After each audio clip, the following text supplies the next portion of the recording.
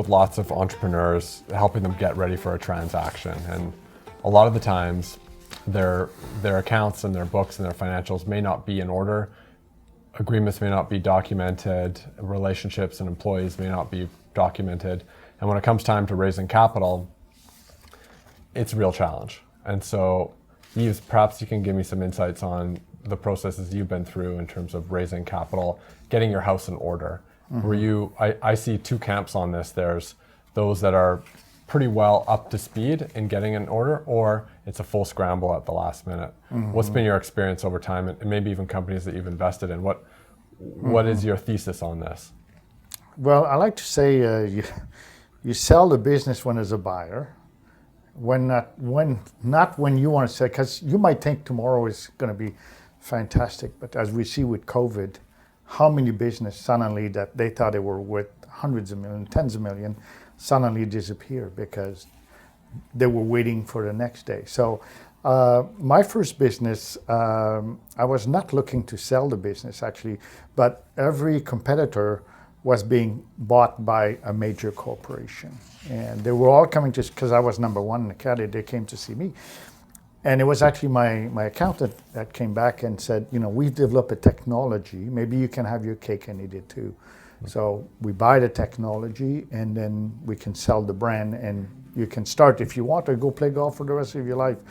And the first experience I had with the investment banker, unfortunately it's not everybody who's like you, Leo, that they promise you the moon. And what I found, the bad experience I had in my mouth was as soon as there was an offer, suddenly it's time to sell. It didn't matter how good or bad the offer was, because it's like a real estate person. Right. There's an offer, we should sell, And so I've learned that in my second business. I really found the right investment banker that was telling us it's not the right time for you.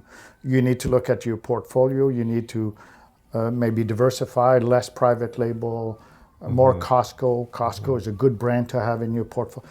They were helping us to position ourselves. And so I would say, you before you sell or you raise money, you need to position yourself properly, put your book in order, and make sure you have the right mix, but especially hire the right people to advise you. Interesting. Maybe so you mentioned kind of bankers and that kind of thing. So I've got one next to me here. It was a pretty good one. So in terms of, Leo, when you're working with growing brands and, Yves mentions there's going to be a right time to sell, and you both found the right time for your companies. It's not necessarily a bright line test. There's going to be moments in time where there's different considerations, and, you might talk to companies at different points in their life cycle. And I'm sure there are kind of certain things that you look for or that come up as these decisions are made, or what buyers are looking for. Can you share a little bit about what that looks like at different stages and kind of how the market kind of operates? Does that make sense? Absolutely. So I think you really need to think about the growth curve of the business and what the market is doing. I think Yves' comment about you sell when there's a buyer is somewhat true, but you also don't want to sell too early before you have been able to prove out what your business is capable of performing in its current form. And so I think the same thing goes with bringing on investors and ultimately transacting. You need to have a history of past performance that you can stand firmly upon, and then identifiable growth opportunities that are actionable at hand and being realized in order to sell the future, but also have a buyer kind of not sell at the top of the curve where there's no more growth left. That's a really tough time to sell a business when they're grasping for future growth. So if you're just breaking into a new market and there's X doors penetrated and so many more available, and you've got a proven history, that's a fantastic time to go to market. And there's company life cycles and there's a business life cycle. And so you want to have, if those two can line up, that's a fantastic opportunity where you're at a kind of before a mature stage in a business and at a peak of a business cycle. But I would say, Leo, number one, people ask me this question all the time. Number one reason people go out of business usually is lack of capital. Is like, a growing business is hungry for capital.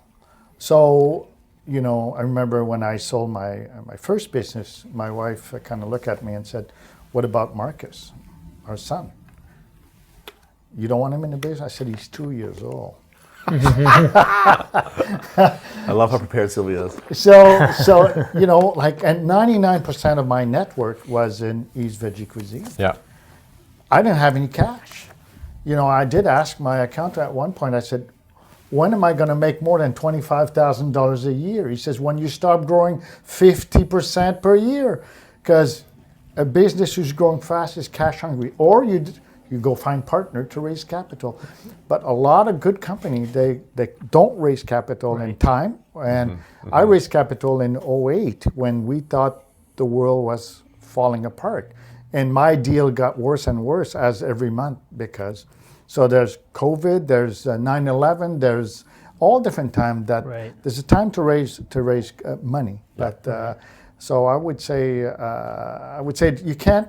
It's like the stock market. You can't plan it all the time. You need to prepare. But you know, raising capital is key, and you do raise capital when your company looks good. Right. I think. So on a bit of a personal note, maybe I'll start with you, Charles. I think I've heard both of you say, you know, in the early days, cash is king, and there's a, you know, every dollar that comes in as revenue or profit, there's probably a need in a growing business where that capital can go. And Yves, you mentioned, you know, $25,000 a year.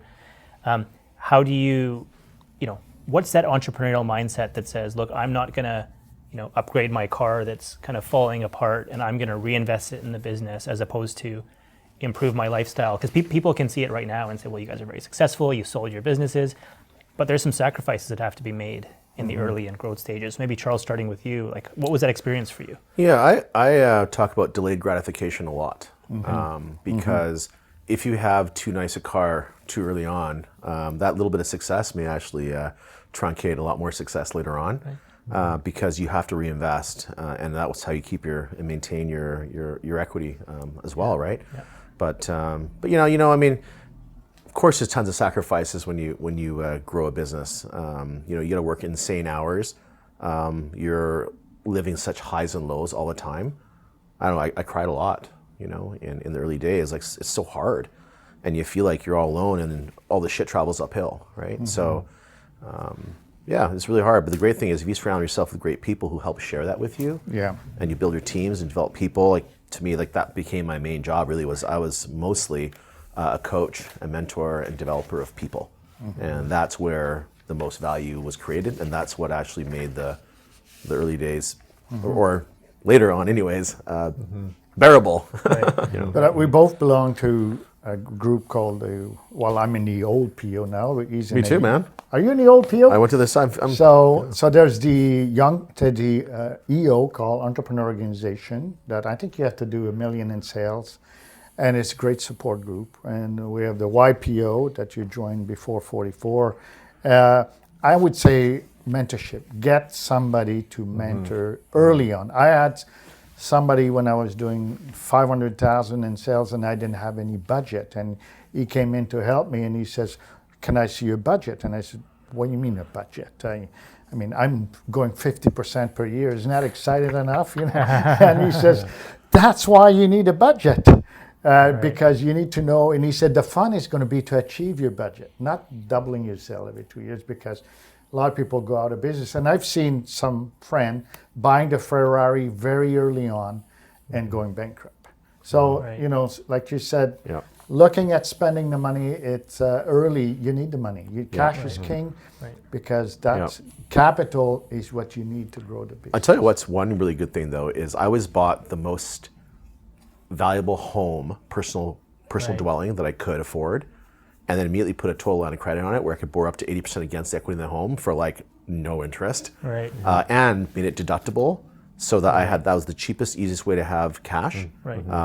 And it's your home, it's your castle, but also you can still use it, even though you're living in it, to finance your business. Unlike a car or any other depreciating asset, which you can't borrow against, your home is actually a great source of capital. But I have a lot of respect for people like Charles who built a family and built a business. You see, I married older in my life because I was married with my business.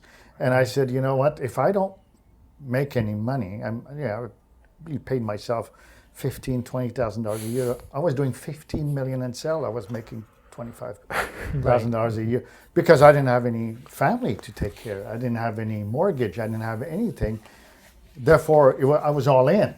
But people who build family and don't make money, the stress of not bringing money at home Right. and also have kids, it's very challenging. I raise my hat to people who are capable of doing both. Yeah. That's actually why I raised private equity money. I'm not sure if this is a good time or not to talk about this, but please. the main driver why I raised money wasn't because I needed money at the time. We were already quite profitable, doing 25 million in revenue. I was actually paying myself a good salary and dividends. But I was becoming more and more conservative in my actions because I was so all in on the business. Even though we had a good lifestyle, I was like, what if I kick it? What about what's going to happen to my family? You know, 3 young children under 9, and I was like, I need to get some money off the table. So I did it for secondaries to put money into stuff that I can't screw up, that would be there to protect my family in case something happens, and then I could be more aggressive, knowing that I could be more aggressive to grow the business. So it isn't always just about raising money. Most of the money I raised, I took off the table. People don't know that, but it's actually mostly secondaries. And that allowed me to just be more, less risk averse. Back to my earlier days. And that's the reason I sold my first business.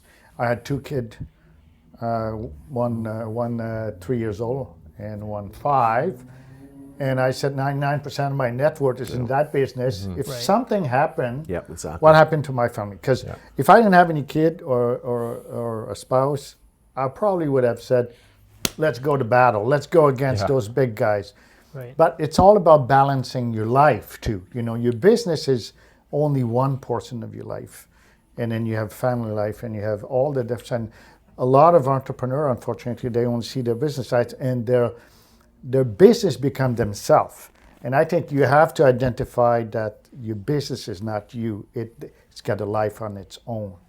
And it's very interesting, and I think you guys have come to this very well. Is you guys have your own personal risk tolerances, your own kind of conscious, your own family situations, and entrepreneurs have different.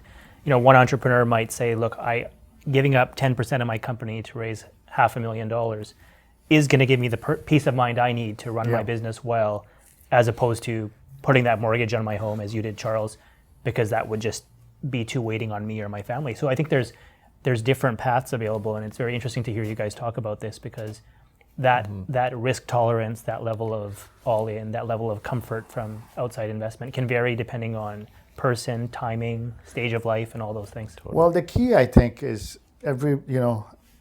there's the myth that everybody thinks he's an entrepreneur or could be an entrepreneur. And for me, entrepreneurship is having a business is having a problem every day. Yes. As long as you start with that in mind, the key is how can you resolve them? Problem could become opportunity. But I read somewhere that being a business owner, entrepreneurship is like living with elastic.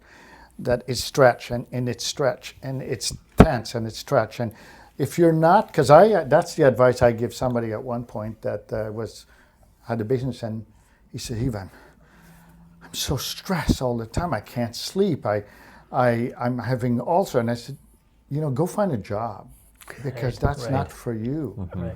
If you're an entrepreneur, there's problem, there's stress every day. You have to be able to, live in peacefully and sleep.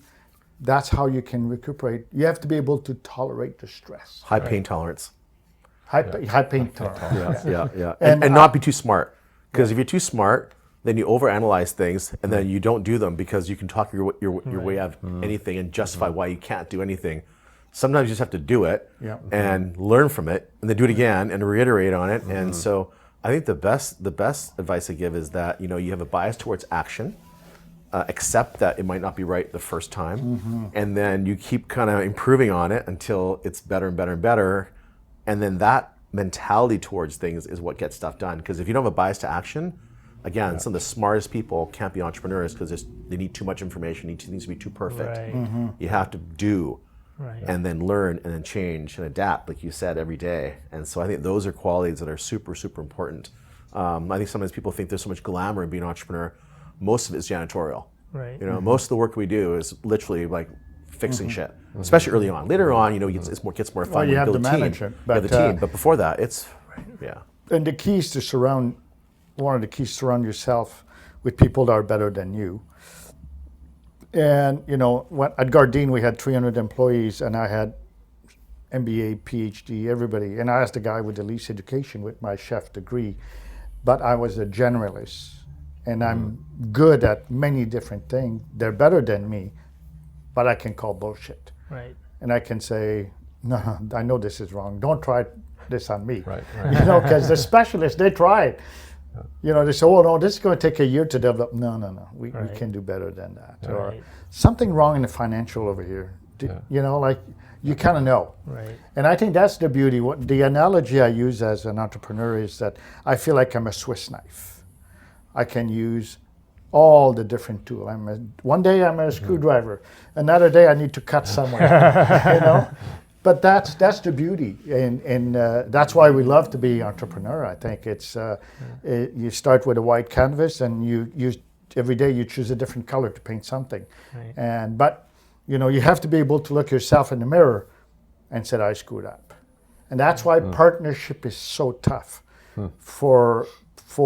because if you say, Leon, I told you we should have gone this way.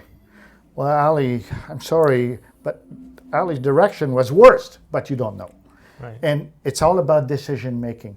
Versus if you make the decision yourself, you kind of look yourself in the mirror and said, I screwed up. I learned from it, and you move on. Right. Very Unless well you said. like to beat yourself up. I would say that's not the way to go. Glutton for punishment. Yeah.